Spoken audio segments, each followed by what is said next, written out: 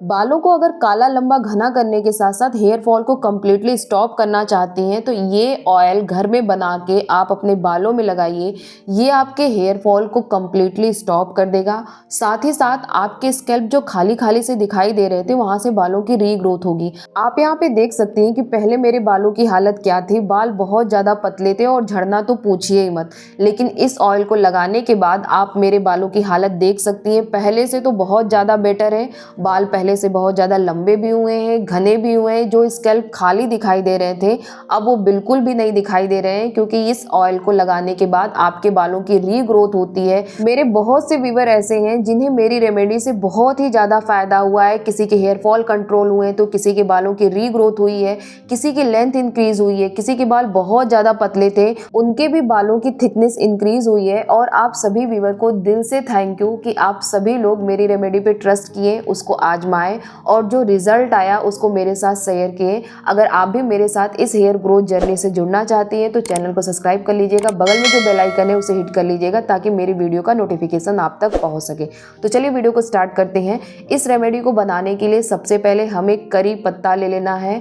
इसको हम मीठी नीम भी कहते हैं। ये हमारे हेयर फॉल को रेस्ट्रिक्ट करने में बहुत ही अच्छा रोल प्ले करता है। करी लीफ का मेनली दो काम होता है, हमारे हेयर फॉल को रोक के हेयर ग्रोथ को प्रमोट करना। इसमें प्रेजेंट कैल्शियम, आयरन, फास्फोरस हमारे हेयर फॉल को कंट्रोल करता है और vitamin C, vitamin B, protein, antioxidant, beta carotene ये हमारे हेयर ग्रोथ को प्रमोट करता है। ये हमारे स्कैल्प के ब्लड सर्कुलेशन को फास्ट कर देता है, जिसके कारण हेयर ग्रोथ जो नहीं हो रही थी वो होना स्टार्ट हो जाती है। अब यहाँ पे मैंने एक बाउल करी लीफ लिया है, इसको अच्छे से धुल लिया है। धुलने के बाद इसको मैं ड्राई कर लूंगी। या तो आप इसको 15-20 मिनट के लिए फैन में रख दीजिए या फिर मेरी तरह एक कपड़ा ले लीजिए साफ सुथरा और उसको अच्छे से इन पत्तियों को इस पे रख के रगड़ रगड़ के इसके पानी को पोंछ लीजिए, क्योंकि ये जो तेल हम बना रहे हैं ना उसमें पानी बिल्कुल भी नहीं होना चाहिए। वो तेल हम स्टोर करके लॉन्ग टाइम तक रख सकें। अगर पानी रहेगा तो वो तेल जल्दी ही खराब हो जाएगा। तो इस तरह से हम यहाँ पे पत्तियों को पोंछ ले रहे हैं कि जरा सा भी इसमें पानी न रह जाए। अगर आपके पास फ्रेश करी लीफ नहीं है, ड्राई करी लीफ है, तो आप उसका भी इस्तेमाल कर सकती हैं। उसका भी बेनिफिट इक्वल होता है। अगर आपको एक्सट्रीम लेवल पे हेयर फॉल हो रहा है और भी उसको बहुत कम समय में आप पूरी तरह से स्टॉप करना चाहती हैं ना, तो आप इन पत्तियों को खाना स्टार्ट कर दीजिए। सुबह उठ के बस 2 पत्तियां मुंह में डालनी है। जैसे आप नीम की पत्तियां खाती हैं, ये नीम की पत्तियां तो बहुत ज़्यादा कड़वी होती हैं, ये उतनी कड़वी भी नहीं होती। ये आपके हेयर फॉल को स्टॉप कर देगा। या फिर इसको आप अपने खाने में भी यूज कर सकती हैं। जैसे आप पोहा बना रही हो या फिर दाल बना रही हो तो दाल के तड़के में 2-3 पत्तियों को डाल लीजिए। बहुत ज़्यादा पता भी नहीं चलता और ये आपके फूड के साथ साथ आपके ब्लड में जाता है, जिससे आपका हेयर फॉल बहुत ही कम समय में कम्प्लीटली स्टॉप हो जाता है। नेक्स्ट इंग्रेडिएंट यहाँ पे हमने मेथी दाना लिया है। मेथी दाने का वाटर तो इतना कमाल का है ना कि उसको तो पूछिए ही मत। लेकिन साथ साथ अगर मेथी दाने को आप ऑयल में भी इस्तेमाल करेंगी तो आपको बेनिफिट डबल मिलेगा। जो मेथी दाना होता है उसमें विटामिन ए, सी, के, folic acid, calcium, iron, potassium, protein ये सब भरपूर मात्रा में पाया जाता है, जो आपके हेयर ग्रोथ को प्रमोट करता है। आपके जो फॉलिकल इनएक्टिव हो चुके हैं, जहाँ से बालों की रीग्रोथ नहीं हो रही है, उसको वो एक्टिव करके वहाँ से आपके बालों की ग्रोथ कराएगा। यहाँ पे मैंने 2 चम्मच मेथी दाना लिया है।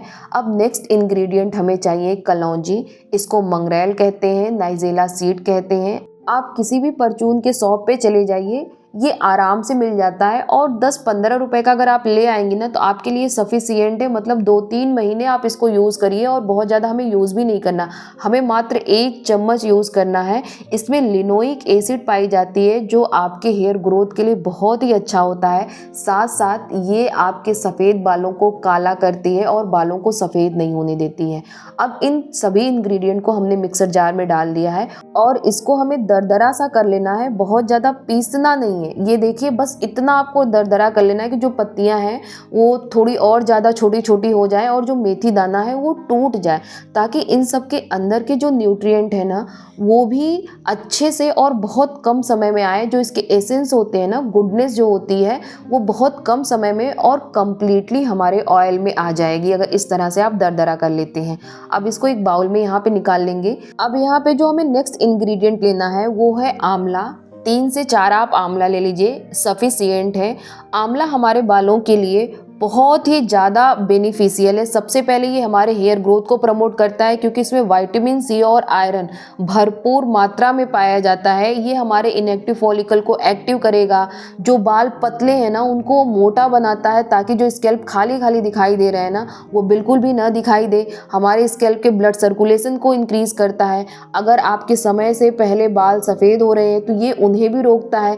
इसमें एंटीऑक्सीडेंट और अमाइनो एसिड भरपूर मात्रा में पाई जाती है जो हमारे बालों को जड़ से मजबूत बनाती है और साथ साथ उसमें नेचुरल पिगमेंट ऐड करती है, क्योंकि हमारे बाल ग्रे होना तभी स्टार्ट होते हैं जब उसमें से जो मेलानिन नाम का पिगमेंट है वो धीरे धीरे खत्म होने लगता है। ये जो आंवला होता है ना ये मेलानिन पिगमेंट को बनाए रखता है और साथ साथ मेलानिन पिगमेंट को इंक्रीज करता है बालों में कि बाल काले दिखे, शाइनी दिखे। जो लोग भी आंवले का इस्तेमाल करते हैं चाहे अपने बालों में, चाहे वो इंटरनल एप्लीकेशन के लिए लाइक उसका मुरब्बा खा लें, कैंडी खा लें, उसकी चटनी खाते होंगे, यकीन करिए उनके बाल समय से पहले कभी सफ़ेद हो ही नहीं सकते हैं। ये मेरी गारंटी। आंवला इतना ज़्यादा पावरफुल है ना काले बालों के लिए, और साथ साथ ये आपके बालों में गजब की शाइन ऐड करता है क्योंकि इसमें विटामिन सी भरपूर मात्रा में पाया जाता है।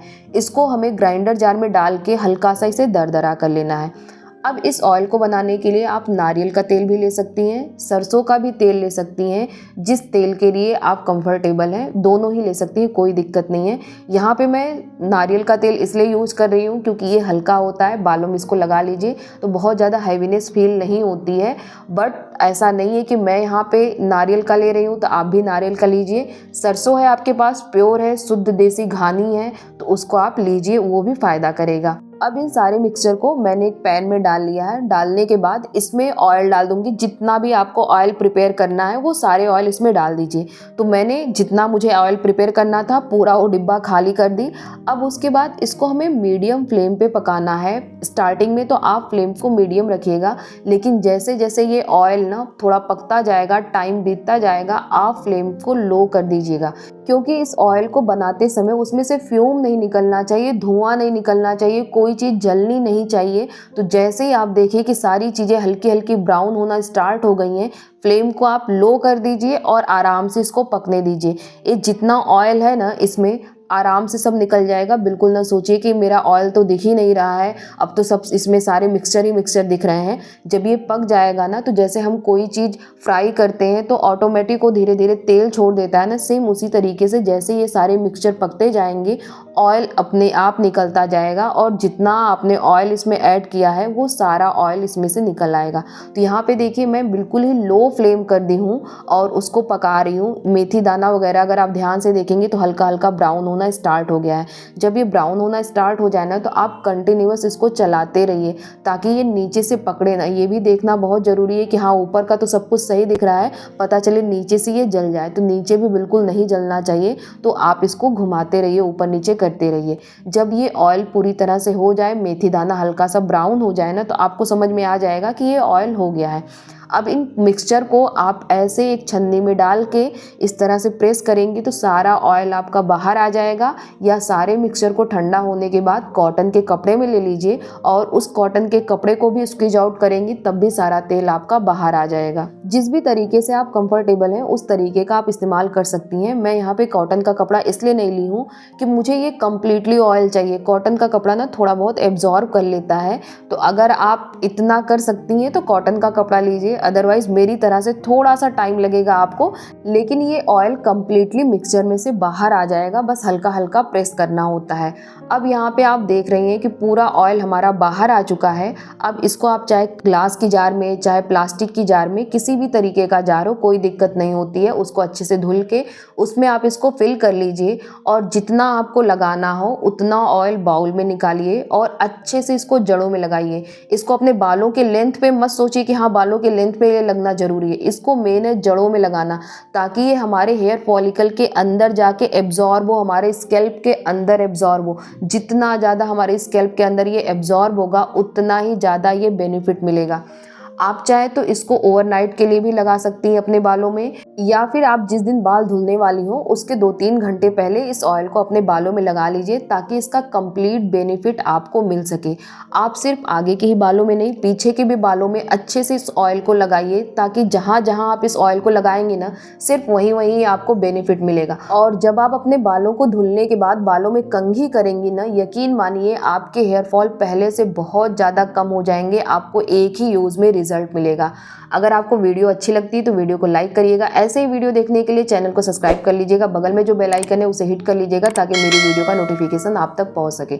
इस वीडियो से रिलेटेड अगर आपके मन में कोई क्वेश्चन है, या अपने हेयर से रिलेटेड कोई क्वेश्चन है, कोई प्रॉब्लम है, तो आप कमेंट बॉक्स में कमेंट कर दीजिएगा। वहाँ पर मैं आपके कमेंट का रिप्लाई कर दूँगी।